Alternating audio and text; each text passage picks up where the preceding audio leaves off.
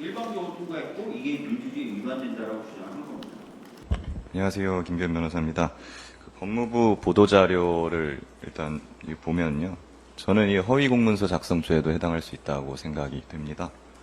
이게 왜 허위냐면 여기 특검 후보 추천권을 더불어민주당이 독점하게 했다라는 부분입니다. 독점한 적 없습니다. 대한변협에서 4명을 추천하게 되어 있습니다. 그리고 야당에서 2명으로 추리고 대통령이 1명 임명을 하는 구조거든요.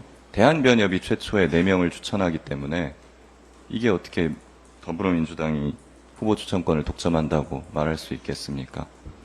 정확한 사실관계를 보도자료에 담아야 되는데 허위를 이렇게 쓰는 거는 굉장히 유감입니다. 해병대원 특검법 필요성에 대해서 말씀을 드리겠습니다. 크게 4개입니다. 신속, 통합, 공정, 안보입니다. 저 그냥 신통공안 이렇게 쓰는데요.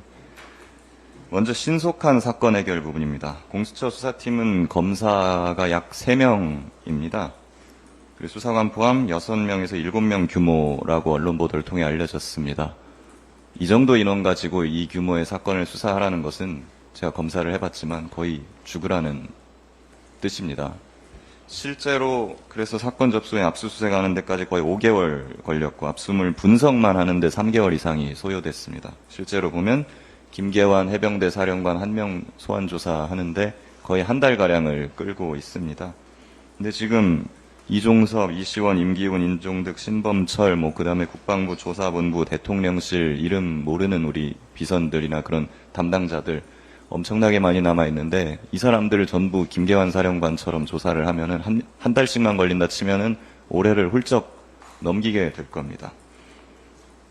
이에 반해서 그리고 기소권 없기 때문에 공수처 수사 끝나도 검찰로 넘어가게 되죠.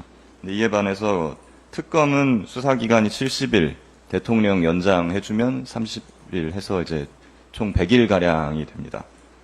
연장 아마 안 해주겠죠. 그럼 70일, 거의 2달인데 2달 안에 수사와 기소까지 끝낼 수 있는 겁니다. 공수처 기소권이 없습니다. 수사 끝나면은 서울중앙지검으로 사건을 송부하게 되고 거기서 수사를 하게 됩니다. 대통령 최측근 인사가 이번에 서울중앙지검장에 임명이 됐습니다.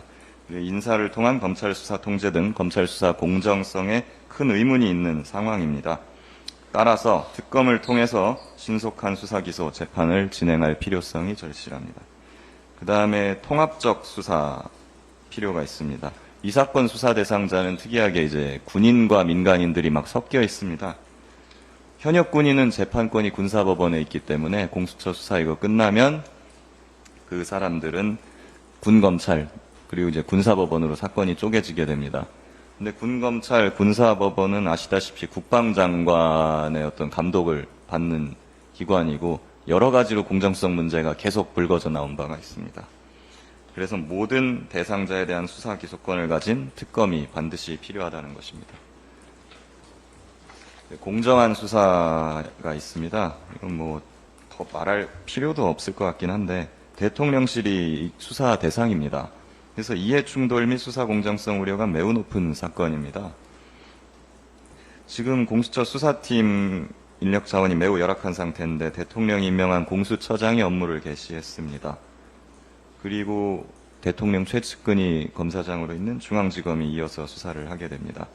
대통령이 관여를 할 수 없는 특검이 그래서 필요한 것입니다. 정부 여당에서는 야당이 후보 추천권을 독점하기 때문에 불공정하다고 주장을 하는데 사실 지금 국민의힘이 야당이던 시절에 추진했던 드루킹 특검 때도 동일한 조항이 들어가 있었고요. 그때 문재인 대통령은 자유한국당이 추천했던 허위범 특검을 임명을 해줬습니다. 그리고 대한변협이 최초 4명을 추리기 때문에 야당이 후보 추천권을 독점하는 것은 아니고요. 대한변협 최초의 4명을 추천하는 그 단체는 예로부터 다소 보수적인 색채를 띄워왔다고 평가를 받습니다. 집행부에도 대통령과 친분 있는 인사들이 다수 포진해왔었습니다. 과거에. 이런 상황에서 야당이 추천권을 독점한다는 것은 말이 안 되는 주장입니다. 그리고 대통령이 수사 대상자인데 수사 대상자가 수사관과 검사를 고를 수 있게 된다면 그 공정한 수사라고 할 수 있겠습니까?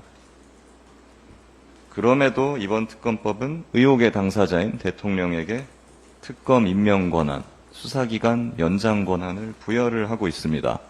오히려 대통령이랑 여당 쪽을 굉장히 배려한 것이라고 저는 생각을 합니다.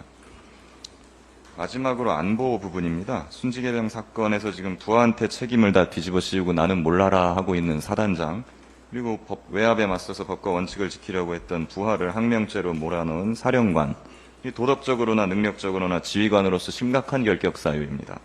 심지어 이제 보수적인 해병대 전후의 중앙회에서도 해병대 지휘부를 교체하라고 지금 정부에 요청을 하고 있는 상황입니다. 근데 이런 상황에서 이런 장군들이 버젓이 자리를 지키고 있거든요. 해병대는 물론 군 전체가 그래서 지금 상관이 언제 나에게 책임을 뒤집어 씌울지 모른다. 이러는 불안감에 지배를 당하고 있습니다. 이런 비상시에 서북도서에서 도발이라도 발발한다면 지휘 명령 체계가 작동하는데 엄청난 장애 요소로 지금 작용을 하고 있습니다. 이런 무책임한 장군들이 이제 어디 가서 장군이다, 사령관이다 하면서 대접이나 받으면서 책임을 안 지고 부하한테 전부 책임을 미루고 이런 게 계속된다면 우리나라 안보에도 심각한 위협이 될 것입니다. 이 사건을 계기로 책임지는 지휘관들이 지휘하는 군으로 국군을 쇄신하고 군의 사기와 명예를 회복시켜야 됩니다. 이를 위해서도 특검이 필요하다는 것입니다. 여기까지 하겠습니다. 감사합니다.